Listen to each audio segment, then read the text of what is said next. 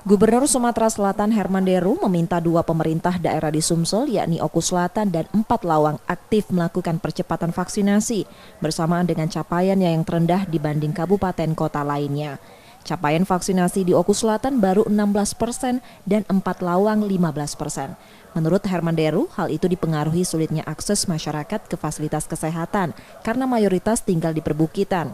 Ia meminta pemerintah daerah melakukan upaya jemput bola atau mendatangi langsung ke permukiman warga dan memperluas sentra vaksinasi dengan target minimal mencapai 36% dan keseluruhan kabupaten kota 50% pada November nanti.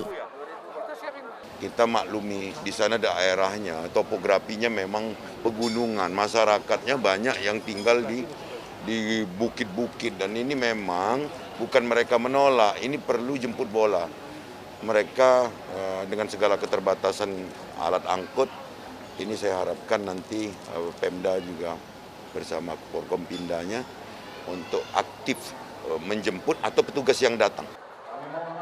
Selain capaian vaksinasi rendah, kasus aktif di Kabupaten 4 Lawang mengalami peningkatan dalam beberapa waktu terakhir akibat protokol kesehatan kendor. Dinkes Sumsel menilai mobilitas masyarakat yang mulai tinggi tidak diimbangi dengan vaksinasi yang optimal.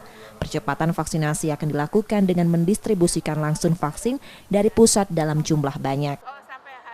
Itu diharapkan itu kurang lebih 150 orang per hari. Dengan harapan juga kita mendapatkan dropping vaksin itu 1,5 juta per bulan.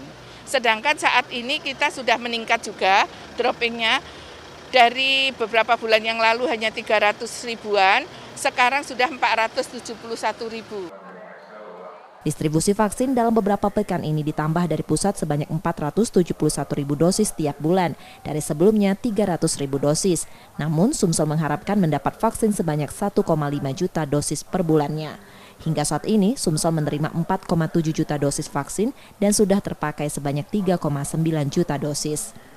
Reski Oktora, Muklas Diferensial, Kompas TV, Palembang, Sumatera Selatan.